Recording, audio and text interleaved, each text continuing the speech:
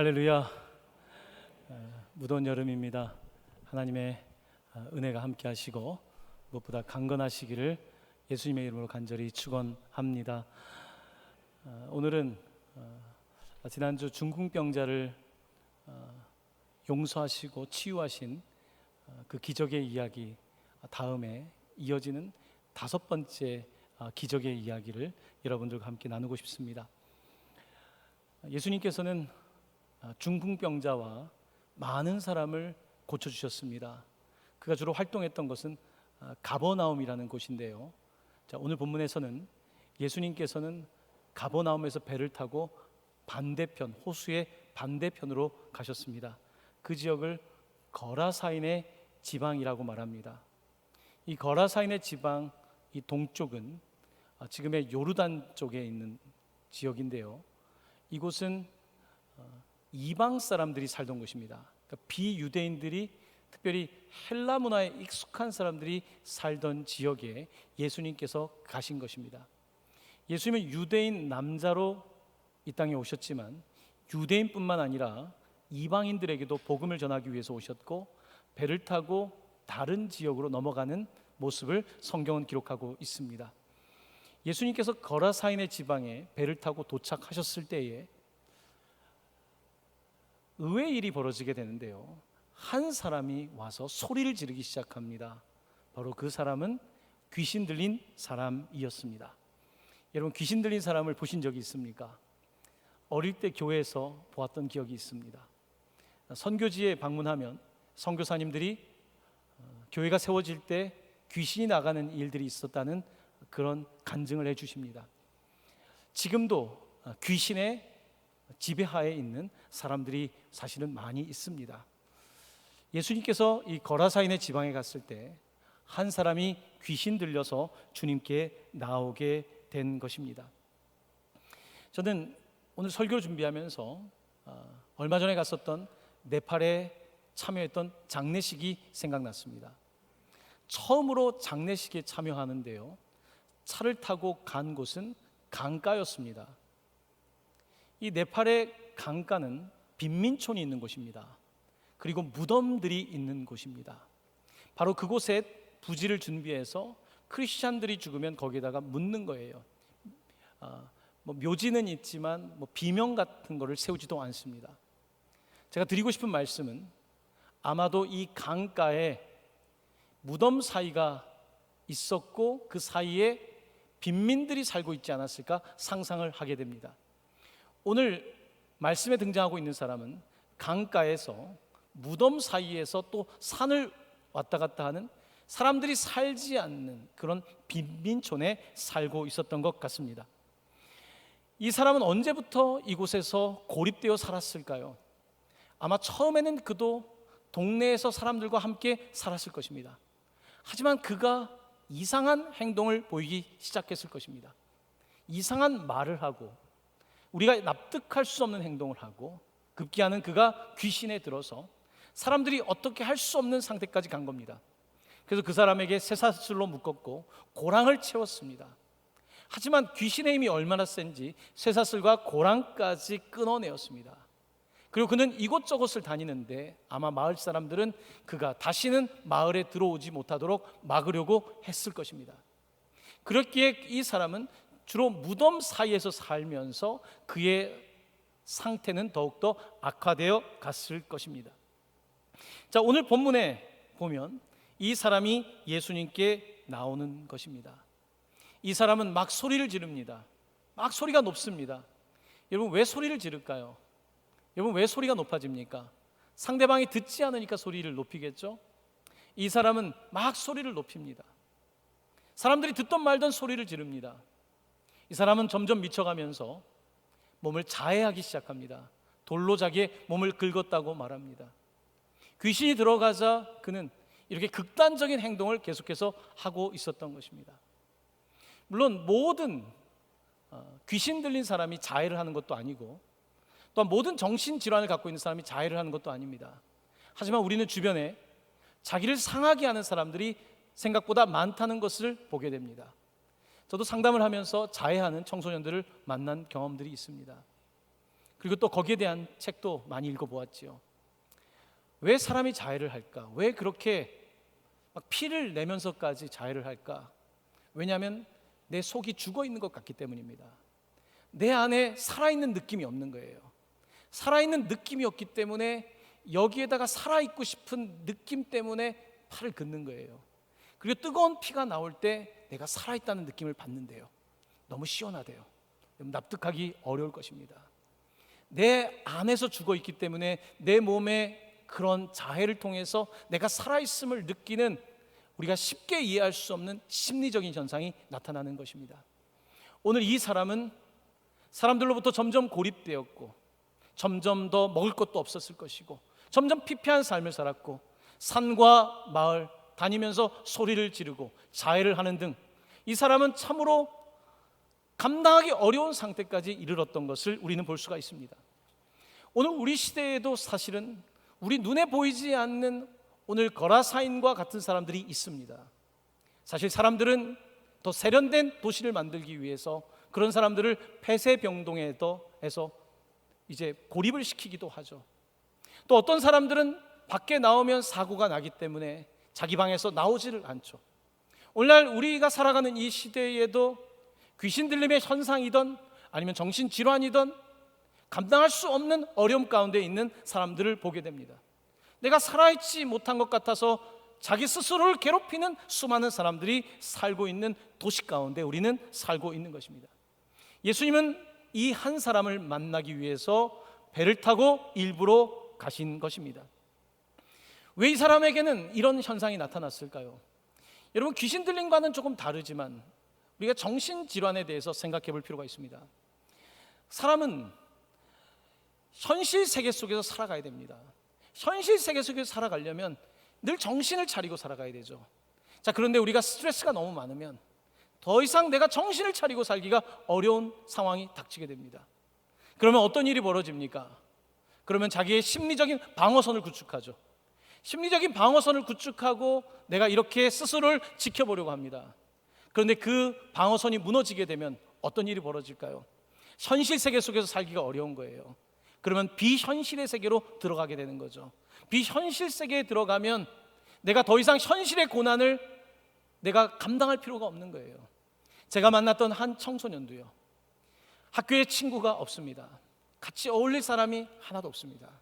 이 친구는 온라인상에서 자기의 캐릭터를 만들어서 활동합니다. 자기의 캐릭터를 만들어서 그곳에서는 자기의 다른 이름을 가지고 살아가는 거예요. 자기의 현실과는 전혀 다른 온라인상의 또 다른 아바타를 만들어서 살아가는 거죠. 이런 모습을 가지고서 살아가는데 이 친구가 주로 들어갔던 것은 자살 사이트였습니다. 자살 사이트에 들어가면 계속 죽는 이야기 하죠. 어떤 사람들이 이렇게 하면 죽는다, 저렇게 하면 자해를 넘어서 자살할 수 있다. 이 친구가 고민하는 거예요. 목사님, 저는 자살할 용기도 없습니다. 저는 자살할 용기도 없어요. 사람들이 나를 죽으라고 하는데 사람들이 죽지 못하는 나를 비웃고 있어요. 점점 비현실적인 삶을 살아가는 그와 같은 삶의 모습을 보는 거죠. 오늘날에도 많은 사람들은 이 현실을 견디는 것 참 어렵습니다. 요즘 얼마나 현실이 어렵습니까? 코로나로 인해서 현실을 산다는 것이 얼마나 어렵습니까? 거기다 전쟁과 인플레이션으로 인해서 막 감당할 수가 없는 거죠. 특별히 취약한 사람들은 사회 경제적인 취약계층입니다. 먹고 사는 문제가 너무 어려운 거예요. 어디 가서 말할 수도 없어요. 부끄러워서 말할 수도 없는 이와 같은 상황에서 피하고 숨는 거죠. 심리적인 방어선이 무너지기 시작합니다. 차라리 나만 사라지면 될까? 점점 자기만의 세계에 들어가서 비현실적인 세계 속에 살게 되는 거죠. 오늘 이와 같은 사람들의 이야기가 세상에도 널려 있지만 오늘 본문 가운데 예수님께서 그 사람을 찾고 있다는 것입니다. 예수님이 일부러 배를 타고 가서 그 사람을 만났습니다. 예수님은 어떤 분이신가? 오늘 본문에 등장하는 분은 사람들이 버린, 사람들이 전혀 관심을 갖고 있지 않은 이 하나의 영혼마저도 공감하시고 바라보시고 또한 그를 고쳐주시는 분이라는 말씀입니다. 여러분, 우리가 회사의 사장님을 보통 CEO라 부르죠. CEO라는 말이 Chief Executive Officer라 그래서 이 단어는 주로 계획을 세우고 어떤 일을 결정하는 사람을 말하죠. 자, 그런데 요즘은 CEO란 말을 좀 다르게 쓰더라고요. CEO란 말을 Executive라고 하는 말을 쓰지 않고 Empathy라고 하는 말을 쓰더라고요. 공감이란 말을 쓰더라고요. 화면에 조금만 보여주시면 좋겠습니다. Chief Executive Officer, 이것이 보통 우리가 쓰는 CEO인데요. 이 Executive라고 하는 가운데 있는 말은 계획하고 실행하는, 어떤 지시하는 역할을 하는 사람을 말하는 겁니다. 자, 그런데 거기에다가 요즘은 그냥 이렇게 CEO를 다시 표현하더라고요. Chief Empathy Officer, 주로 공감하는 역할을 잘하는 사람을 CEO라고 가칭 요즘 그렇게 부른대요. 무슨 이야기입니까? 요즘은 어떤 회사를 운영하거나 어떤 일을 할 때에 가장 중요한 능력이 공감 능력이라는 거예요. 사람을 그냥 지시해서 되는 것이 아니라 공감하는 것, 사람들이 어떻게 느끼고 있는지를 알 수 있는, 이것이 가장 중요한 능력이라는 거예요. 오늘 예수님께서는 이 사람에게 가서 이규제큐티브라고 하는 어떤 명령하고 지시하는 자로 가기 이전에 예수님께서는 그를 공감하기 위해 가셨습니다. 그와 함께 공감하시고 또한 그에게 마음을 이해하시고 이 사람을 고쳐주는 일을 하시는 건데요. 자, 예수님께서 이제 배에서 내렸습니다. 자, 그러자 이 귀신 들린 사람이 어떻게 하냐면 오늘 6절에 있는 말씀입니다. 그가 멀리서 예수를 보고 달려와 절하며, 귀신 들려 있는 사람이기 때문에 귀신은 금방 알아보지 않습니까? 멀리 있는 것도 금방 알아보지 않습니까? 귀신 들린 그가 멀리서 예수님을 바라보고 달려와서 절하고 있습니다. 이 절한다는 표현은 월십이라는 단어를 사용하고 있습니다. 그가 예수님께 엎드리는 것입니다. 자기보다 더 권력을 갖고 있는, 권세를 가지고 있는 분께 엎드리는 것이죠. 자, 그리고 나서 그가 이렇게 말합니다. 우리 그 다음 말씀은 함께 봉독하겠습니다. 큰 소리로 부르짖어 이르되 지극히 높으신 하나님의 아들 예수여, 나와 무슨 상관이 있나이까? 원하건대 하나님 앞에 맹세하고 나를 괴롭히지 마옵소서 하니. 큰 소리로 부르짖으면서 뭐라고 하냐면 지극히 높으신 하나님의 아들 예수라고 말합니다. 하나님의 아들 예수, 베드로가 그 유명한 주는 그리스도시요 살아계신 하나님의 아들이십니다라는 고백이 있기 전에 바로 먼저 귀신이 예수님을 알아보고 지극히 높으신 하나님의 아들이라고 고백했다는 것입니다. 놀라운 이야기죠. 귀신은 알고 있는 거예요.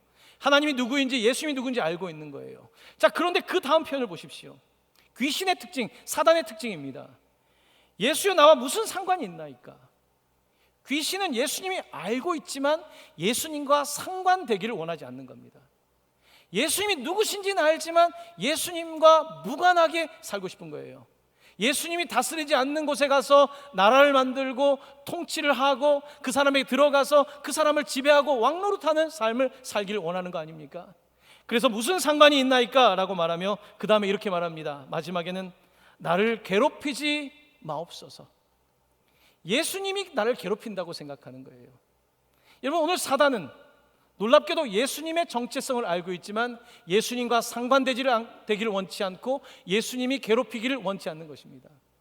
안타깝게도 이 사단의 이 놀라운 역사가 오늘 우리의 삶 속에도 세상에서 나타나고 있는 것을 봅니다.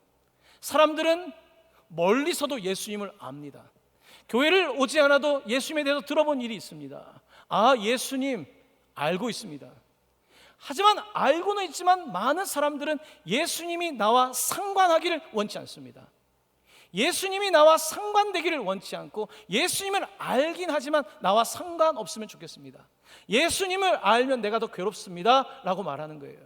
그래서 세상의 문화가 점점 어떻게 갑니까?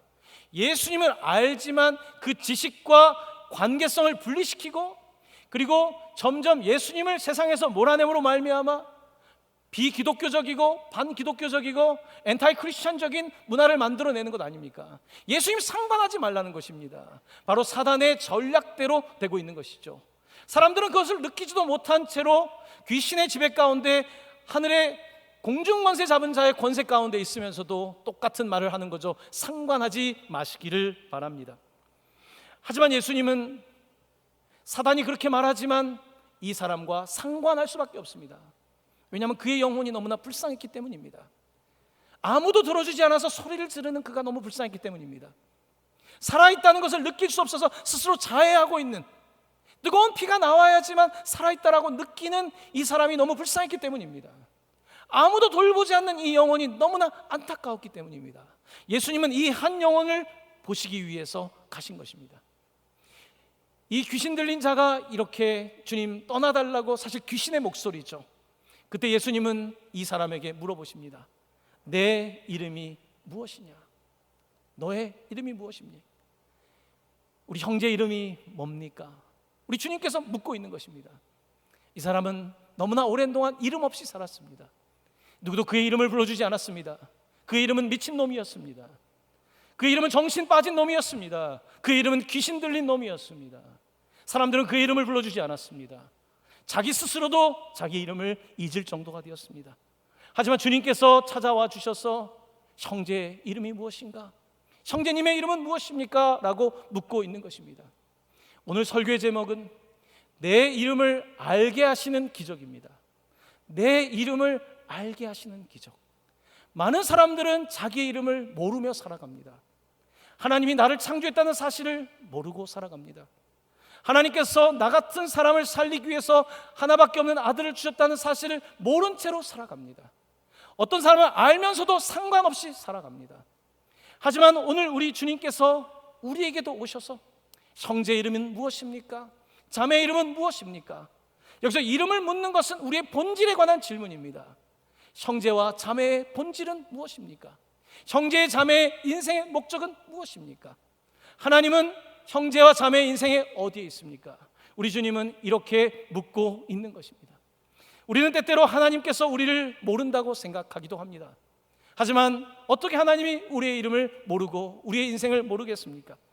누가복음 12장 7절 말씀입니다. 너희에게는 심지어 머리털까지도 다 세신 바 되었으니 두려워하지 말라. 너희는 많은 참새보다 더 귀하니라. 아멘. 오늘 주님은 이 사람을 기억하고 있습니다. 동네 누구도 그 사람을 기억하고 있지만 주님은 기억하고 있는 것입니다. 내 이름이 무엇이냐 주님 물으셨을 때 이 사람은 이렇게 답변합니다. 내 이름은 군대니 우리가 많음이니이다. 내 이름은 군대라고 말합니다. 그래서 군대라는 표현은 6천 명의 군인을 뜻하는 표현입니다. 리전이라는 말을, 내 이름은 군대입니다. 6천이나 됩니다. 언제부터 이렇게 됐을까요? 언제부터인가 자기의 방어선이 무너지고 이제는 살 방법이 없어질 때 귀신이 하나 들어오고 둘 들어오고 셋 들어오고 넷 들어오고 오늘 군대가 된 것입니다. 여러분, 우크라이나와 러시아의 전쟁을 보지 않습니까? 우리는 6.25 전쟁을 겪지 않았습니까? 전쟁터는 어떤 모습입니까? 오늘 이 사람에게 6천 명의 군인들이 있다면 이 사람의 영혼은 어떨까요? 전쟁터 같은 삶을 살고 있는 이 사람의 영혼은 과연 어떨까요? 여러분, 상상할 수 없는 그 내적인 엄청난 고통을 겪고 있는 것입니다. 그래서 자기의 몸을 학대하는 것입니다. 도무지 살 수 없는 삶을 버텨내고 있는 전쟁 같은 삶을 살고 있는데 그 이유는 그의 삶의 자리를 귀신에게 내어준 것입니다. 사단에게 내어준 것입니다. 그 자리를 6천의 군대가 들어와서 차지했다라고 성경은 말씀하고 있습니다. 이 6천의 귀신은 이곳이 너무 좋은 거예요. 이곳이 가장 좋으니까 여기서 자기의 왕국을 만들었습니다. 하지만 예수님이 오시니까 예수님이 자기와 상관하고 주님이 먼저 이미 악한 귀신아 떠나가라 떠나가라 말씀하셨어요. 그가 말하지 않았지만 이미 그 선포를 귀신은 들었고, 그러니까 이 귀신들은 이렇게 말합니다. 12절에 있는 말씀입니다. 이에 간구하여 이르되 우리를 돼지에게로 보내어 들어가게 하소서하니, 돼지에게로 들어가게 해달라고 말합니다. 상당히 우리 시대에 이해하기 어려운 표현일 수 있겠습니다. 같은 내용을 누가복음에서는 이 귀신 들린 사람이 우리를 무저갱에 들어가지 말게 해달라고 표현하고 있습니다. 무저갱, 지옥을 말하는 거죠. 예수님께서 마지막으로 오셨을 때에 이 악한 권세를 무저갱에 집어넣는 때가 오는데 바로 그와 같은 생각을 했던 겁니다. 주님이 오셨을 때 우리는 끝났구나, 무저갱에 들어가지 않도록 해주십시오. 대신에 우리를 저 돼지떼로 들어가게 해달라고 귀신이 말하고 있는 것입니다. 사단은 자신의 미래를 알고 있습니다. 하나님 앞에서 자신의 삶이 어떤지를 알고 있습니다. 하나님이 상관하지 않는 곳에서 왕노릇하고 있지만 주님이 오시면 자신은 갈 곳 없다는 것을 알고 돼지에게로 가게 달라고 말하고 있는 것입니다. 돼지는 유대인들이 먹지 않는 불결한 음식이죠. 바로 그 부정한 곳에 들어가서 또 자리를 차지하려고 하고 있는 이들의 모습을 볼 수가 있는 것입니다. 주님은 그들을 용납하죠. 그리고 그들은 돼지떼로 들어가게 됩니다. 귀신이 들어가니까 어떤 현상이 벌어집니까? 귀신이 들어간 사람이나 귀신이 들어간 돼지나 같은 현상이 나타납니다. 귀신이 들어가자 그들은 스스로 미치기 시작합니다. 돼지들이 큰 소리로 미치기 시작했을 것이고요, 돼지들도 스스로 막 자해를 하기 시작했을 것입니다. 그리고 그 끝내는 비탈길로 들어가서 스스로 자살하는 그 결과를 맞게 되죠. 오늘 본문은 뭐라고 말합니까? 사단은 죽이기 위해서 왔다는 것입니다. 사단은 우리를 죽이기 위해서 왔다. 하지만 주님은 우리를 살리기 위해서 왔다. 하지만 사람들은 살리러 오신 주님과 상관없이 살아가길 원하고 주님과의 관계가 우리를 복된 삶으로 인도함에도 불구하고 오히려 괴롭게 하지 말라고 고백하고 있다는 것입니다. 사랑하는 성도 여러분, 우리가 사단에 대해서 분명한 이해를 가져야 합니다. C.S. 루이스는 이렇게 말합니다. 두 가지의 극단이 있다는 것입니다. 어떤 사람들은 모든 것을 사단과 연결시킨다는 거예요. 모든 것 귀신과 연결시킨다는 겁니다. 감기 걸려도 귀신이 한 것이고 뭐 조그만 문제가 생겨도 귀신이 한 거라고 생각하는 극단에 빠진다는 것입니다. 또 하나의 극단은 무엇입니까? 사단이 없다는 것입니다. 귀신이 없다는 것입니다. 영적인 것이 없다라고 말합니다. 그냥 휴머니즘, 우리 인본주의, 인간끼리 잘하면 된다라고 하는 이런 생각을 갖는다는 것입니다. 양쪽 다 극단에 빠져 있다는 것입니다. 사단은 두려워할 대상은 아니지만 그렇다고 해서 무시할 대상도 되지 않습니다. 우리가 예수 그리스도를 믿음으로 말미암아 바로 서 있을 때에 사단을 두려워하지 않지만 또한 무시하지 않는 건강한 균형을 이룰 수 있는 것입니다. 오늘 주님께서는 이 땅에 오셔서 바로 사단의 공중 권세 아래 있는 이 세상 속에서 우리에게 복음의 능력으로 정신이 온전한 삶을 주시는 것입니다. 우리에게 생명의 삶을 주시는 것입니다. 그러므로 마귀에 대해서 우리는 분명히 기억해야 됩니다. 특별히 에베소서에서는 마귀에 대한 그의 권세에 관한 이야기가 많이 등장하고 있습니다. 에베소서 6장 11절에서 12절 말씀입니다. 우리 이 말씀을 함께 봉독합니다. 마귀의 간계를 능히 대적하기 위하여 하나님의 전신 갑주를 입으라. 우리의 씨름은 혈과 육을 상대하는 것이 아니요 통치자들과 권세들과 이 어둠의 세상 주관자들과 하늘에 있는 악의 영들을 상대함이라. 아멘. 아멘.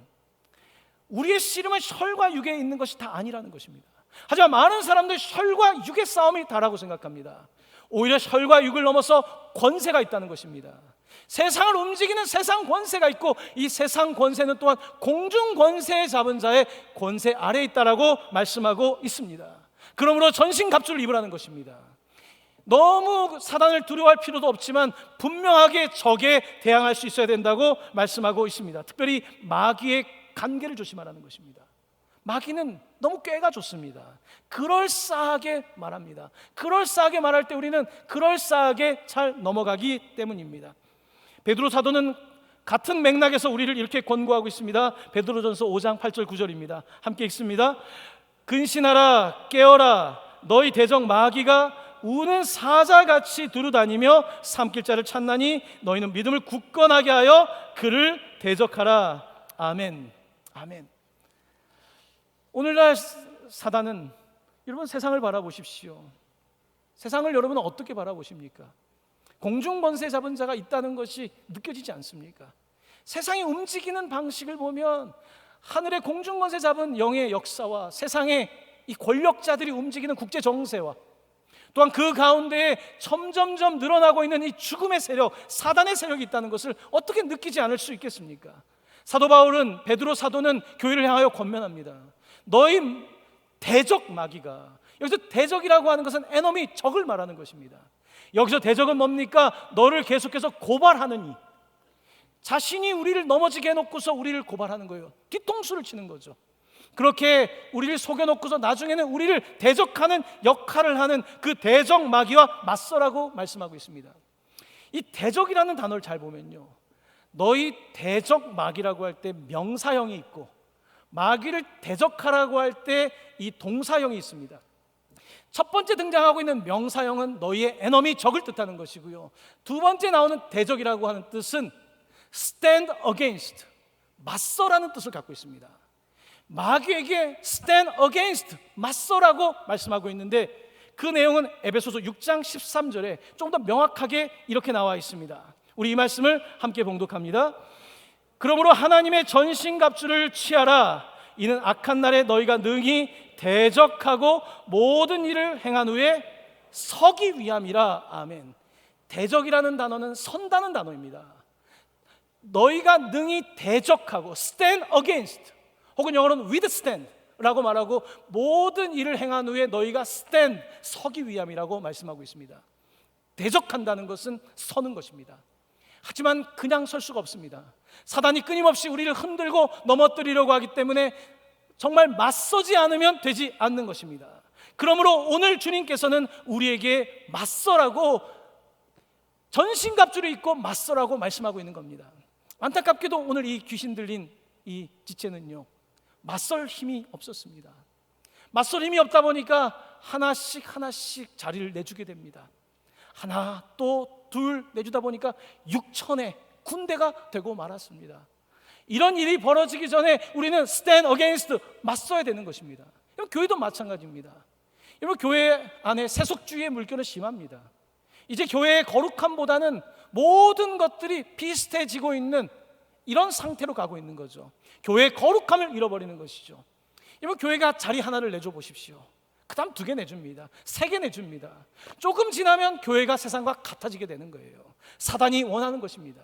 사단의 관계가 그것입니다. 그러므로 전신갑주를 입으라고 말씀하지 않습니까? 근신하라, 깨어라고 말씀하지 않습니까? 너희의 대적이라고 말씀하지 않습니까? 너희의 주적이 누군지를 분명히 하라고 말씀하지 않습니까? 우리의 대적은 분명하기 때문에 우리는 stand against, 맞서야 되고, 맞서야지만 설 수 있는 거예요. 적당히 서서는 설 수 없습니다. 맞서는 것이 서는 것입니다. 분명한 자세를 갖는 것이 서는 것입니다. 이와 같은 자세를 가지고 살 것을 우리에게 말씀하고 있습니다. 이 마귀는 끊임없이 우리를 공격하는데요, 에베소서 4장에는 또 다른 이야기가 있습니다. 4장 26에서 27절 말씀입니다. 함께 이 말씀을 봉독합니다. 분을 내어도 죄를 짓지 말며 해가 지도록 분을 품지 말고 마귀에게 틈을 주지 말라. 아멘. 앞에 이런 말씀이 나옵니다. 분노에 대한 이야기를 합니다. 왜 분노에 대한 이야기를 합니까? 분노에 대한 이야기는 사단에게 틈을 주기 때문입니다. 여러분, 분노가 무서운 것은요, 분노할 때는 내가 옳기 때문에 분노하는 겁니다. 요즘 사람들이 다 분노하는 사람 많지 않습니까? 내가 옳기 때문에 분노하는 거예요. 이것은 옳지 않아, 저 사람은 옳지 않아, 국가가 옳지 않고 교회도 옳지 않고, 내가 옳을 때 분노가 납니다. 이 분노가 좋은 방향으로 가서 사회를 바꾼다면 좋겠지만 이 분노는 굉장히 폭력적인 성향을 가지고 있습니다. 이 분을 가지고 있는 거예요. 사단은 이 분을 이용합니다. 그래서 때로는 정의라고 하는 이름으로 분열시키는 거예요.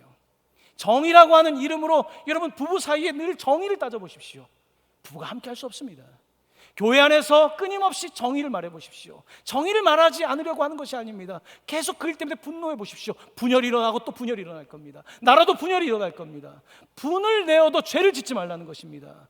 분노가 얼만큼 사단이 공략할 수 있는 감정인지를 잘 보라는 것입니다. 그리고 해가 지도록 분을 품지 말라는 거예요. 계속 분노하시는 분들이 있죠.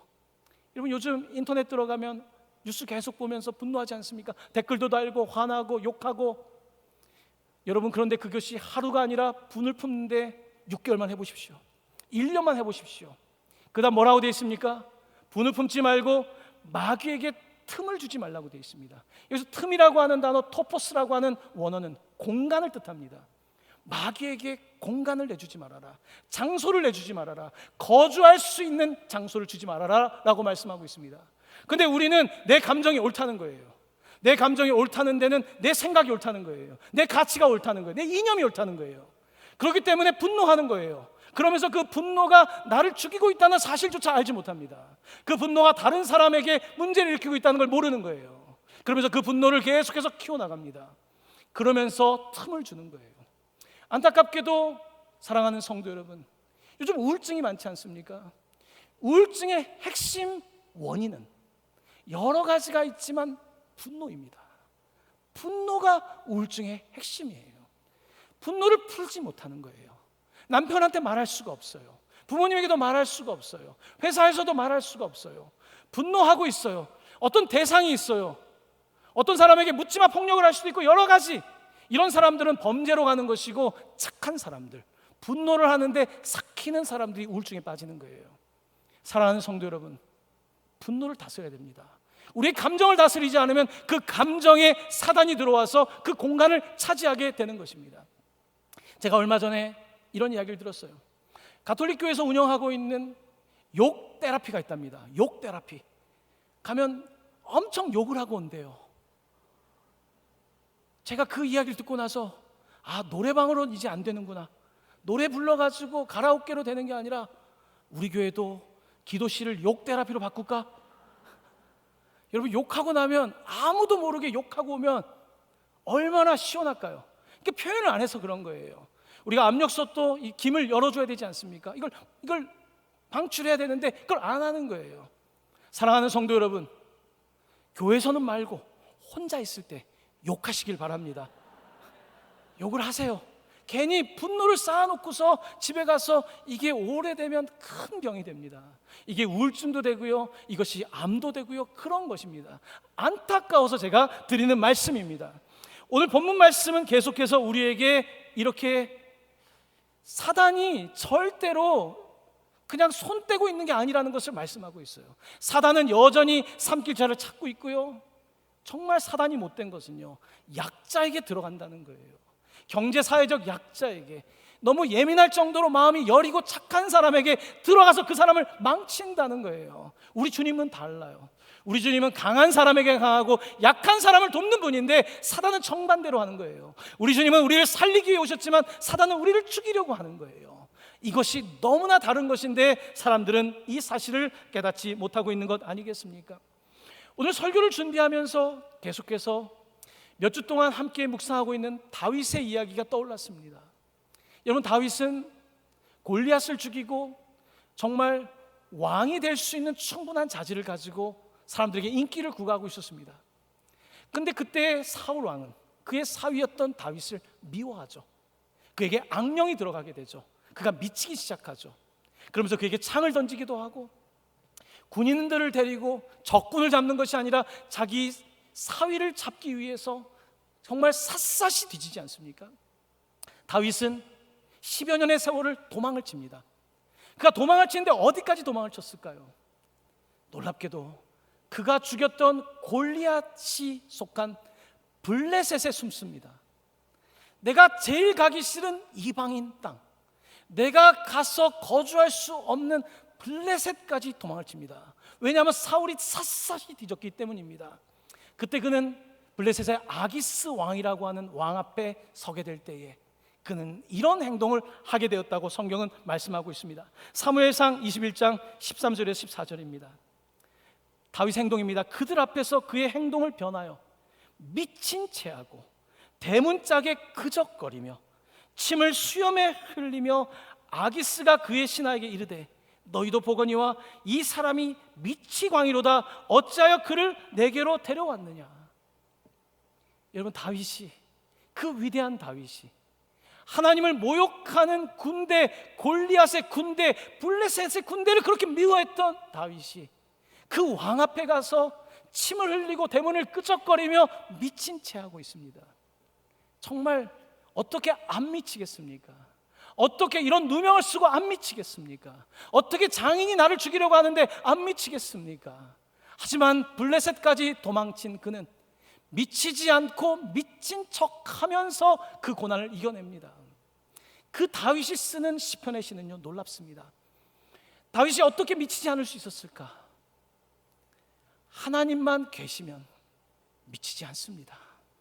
끝에, 인생 끝자리에도 주님이 계시면 미치지 않아요. 그 노래를 다윗은 시편 139편에서 이렇게 부르고 있습니다. 여호와여, 주께서 나를 살펴보셨으므로 나를 아시나이다. 주께서 내가 앉고 일어섬을 아시고 멀리서도 나의 생각을 밝히 아시오며 나의 모든 길과 내가 눕는 것을 살펴보셨으므로 나의 모든 행위를 익히 아시오니 여호와여 내 혀의 말을 알지 못하시는 것이 하나도 없으시니이다. 다윗은 진짜 시 중의 시를 씁니다. 해변에서 산 위에서 쉬면서 쉬는 시가 아닙니다. 도망 다니면서 미칠 것 같은 때에 그는 노래하고 있습니다. 주님이 다 하신다는 것입니다. 앉고 일어서는 것, 눕는 것, 도망치면서 어디에 누워야 될지 알 수 없을 때에 하나님은 내 생각도 하시고 내 혀의 모든 말도 알고 계시는 분이라고 오늘 다윗은 노래하고 있는 것입니다. 그러면서 그는 시편 139편 다 읽지 않지만 그는 중간에 이렇게 고백합니다. 내가 주의 영을 떠나 어디로 가며 주의 앞에서 어디로 피하리이까? 내가 하늘에 올라갈지라도 거기 계시며 솔에 내 자리를 펼지라도 거기 계시나이다. 내가 새벽 날개를 치며 바다 끝에 가서 거주할지라도, 우리 함께 읽습니다. 거기서도 주의 손이 나를 인도하시며 주의 오른손이 나를 붙드시리이다. 아멘. 아멘. 다윗이 미칠 것 같은 상황에서도 미치지 않았던 것은 바로 주님이 그와 함께 하셨기 때문입니다. 사랑하는 성도 여러분, 요즘 미칠 것 같은 상황에 있는 분들도 계실 겁니다. 진짜 미칠 것 같은 사람은 말하지 않습니다. 너무 힘들어서 말조차 할 수 없습니다. 오늘 그런 성도님이 이 자리에 있다면, 오늘 영상을 보면서 예배를 드리고 있다면, 오늘 거라사인을 만나셨던 주님을 만난 은혜가 있기를 간절히 축원합니다. 오늘 다윗에 계셨던 은혜가 있기를 간절히 축원합니다. 오늘 이렇게 거라사인은 아무도 그 동네에서 나를 반겨주지 않았지만 이 땅에 하나님의 아들, 지극히 높으신 하나님의 아들이 그를 찾아와서 그를 만나 주셨습니다. 그리고 귀신 6천의 귀신이 떠나가게 된 것입니다. 그리고 마가복음 5장 15절은 그의 상태를 이렇게 기록하고 있습니다. 함께 읽습니다. 예수께 이르러 그 귀신 들렸던 자, 곧 군대 귀신 집혔던 자가 자기 옷을 입고 정신이 온전하여 앉은 것을 보고 두려워하더라. 아멘. 옷도 제대로 입지 않고 벗고 다녔던 그가 드디어 자기 옷을 입고 있습니다. 사람들이 못 알아봐요. 너무 잘생긴 거예요. 세수하고 옷 입고 나타나니까. 정신이 온전합니다. 그가 막 소리 지르고 돌아다니지 않았습니까? 정신이 온전해서 지금 앉아 있는 겁니다. 여러분, 놀라운 일인 거죠. 오늘 이 사람은 예수님을 만난 이후에 이제 본질이 회복된 거예요. 내 이름을 부르시고 내 이름을 회복시켜 주신 거예요. 이 기적이 일어난 거예요. 내가 누군지를 알게 된 거예요. 나는 귀신의 종이 아닙니다. 나는 하나님의 자녀입니다. 하나님의 아들입니다. 이 놀라운 일이 그에게 벌어지자 그의 삶이 달라진 것입니다. 아웃 오브 마인드, 마인드가 바깥에 나가 있었습니다. 하지만 이제는 예수 그리스도께서 들어오시자 정신을 차리게 된 것입니다. 놀라운 일이 벌어진 거예요. 더 이상 이제는 나를 자해하지 않아도 나는 살아있습니다. 더 이상 나를 힘들게 하지 않아도 난 살아있습니다. 누가 뭐라고 해도 나는 살아있어요. 이 생명을 그는 경험하게 된 것입니다. 자, 이렇게 이제 거라사인 지방에 있었던 귀신 들린 사람은 회복되기 시작했고요. 자, 그런데 그 동네는 어떻게 됐을까요? 그가 있던 동네를 데가볼리라고 말하는데 이곳은 10개의 헬라 사람들이 살던 도시를 말하는데요. 그 도시에 살던 사람들이 이제 와서 이런 이야기를 합니다. 5장 16절에서 17절입니다. 이에 귀신 들렸던 자가 당한 것과 돼지의 일을 본 자들이 그들에게 알림해 그들이 예수께 그 지방에서 떠나시기를 간구하더라. 이 놀라운 일이 일어났는데 사람들이 예수님께 떠나달랍니다. 왜 그럴까요? 왜 떠나달라고 할까요? 돼지 2,000마리라고 하는 자산을 잃었기 때문입니다. 이 지역은 이방인 지역이기 때문에 돼지고기가 판매되고 헬라 사람들, 그리스 사람들이 좋아하는 돼지고기가 잘 팔리던 지역이죠. 이곳에서 돼지 2,000마리를 잃었습니다. 돼지 2,000을 잃고 한 영혼을 얻은 거죠. 예수님에게 한 영혼은 돼지 2,000마리보다 가치가 높은데 이 땅을 살아가는 사람들에게는 돼지 2,000마리가 한 영혼보다 더 소중한 거죠. 오늘 성경은 이 시대와 우리 인생의 비극을 보여주고 있는 겁니다. 돼지 2,000마리를 더 사랑하는, 나의 자산을 한 영혼보다 더 사랑하는, 나의 성공을 한 영혼보다 더 사랑하고 있는 우리의 모습을 고발하고 있는 것입니다. 그렇습니다. 오늘 본문은 우리에게 놀라운 기적을 말씀하고 있습니다. 그것은 주님이 우리의 이름을 알고 계신다는 것입니다. 근데 내가 내 이름을 몰라요. 사람들은 내 이름도 모르는 상태에서 세상에서 그저 정신없이 살다가 자기의 마지막 때를 만나게 되죠. 여러분, 그런 면에 있어서 우리는 정말 복받은 사람이죠. 예수님이 우리를 이름을 가르쳐 주셨으니까요. 우리에게 그리스도인이라고 하는 이름을 주시고 우리에게 십자가의 능력을 주셨기 때문에 우리는 똑같은 세상을 살아가고 있지만 조금 더 높은 가치를 따라 살고 있지 않습니까? 우리 주님은 우리의 이름을 가르쳐 주십니다. 이사야 43장 1절 말씀입니다. 우리 함께 읽습니다. 야곱아, 너를 창조하신 여호와께서 지금 말씀하시느니라. 이스라엘아, 너를 지으신 이가 말씀하시느니라. 너는 두려워하지 말라. 내가 너를 구속하였고 내가 너를 지명하여 불렀나니 너는 내 것이라. 아멘. 내가 너를 지명하여 call you by name. I call you by name. 내가 너의 이름으로 불렀다. 내가 너를 지명하여 불렀다 말씀하시고 너는 내 것이다. 내 것이다. 주님은 내 것을 잃지 않기 위해서 이 땅에 오셔서 육천에게 자신의 삶을 빼앗겨버린 이 사람의 영혼을 구원해 주신 것입니다. 오늘 이제 마지막으로 함께 결단함의 부를 찬양이 있습니다. 아시는 분 대부분 계실 텐데요. 원곡은 He knows my name. 그가 내 이름을 아신다. 내 이름 아시죠라는 찬양입니다. 이 찬양 여러 분들이 불렀는데 돈 모엔이라고 하는 아주 유명한 작곡가 겸 CCM 가수가 있습니다. 제가 미국 신학교에 갔을 때 그분의 특강을 들었던 적이 있습니다. 아주 인자한 얼굴에 아주 인자한 목소리로 부르는 이 돈 모엔의 이야기입니다. 돈 모엔이 어떤 요양소에 방문해서 음악 사역자들과 함께 위로하는 일을 하고 있었습니다. 한 사람 한 사람을 방문해서 요양소에 있는 사람들에게 위로를 하는데요. 한 사람을 방문했는데 그 나이가 든 남자분 이름이 다 있지 않습니까? 병원에 가면 거기에 이렇게 써 있었습니다. 미스터 노네임. 미스터 노네임이라고 써 있었던 거예요. 이름이 없는 분이었습니다. 노숙자였습니다. 그리고 영어를 말하는지 프랑스어를 말하는지 소통이 잘 되지 않는 사람이었습니다. 돈 모에는 이렇게 말합니다. 그 사람의 손을 붙잡고 그 사람이 알아듣든 알아듣지 못하든 이렇게 이야기해줬다고 말합니다. 여기에 당신의 이름을 아는 사람은 아무도 없지만 저는 당신의 이름을 아는 한 분을 알고 있습니다. 그는 하나님이시며 그가 당신의 이름을 알고 계십니다. He knows my name. He knows your name. 그가 여러분의 이름을 아십니다. 이 찬양 함께 찬양하며 고백하겠습니다.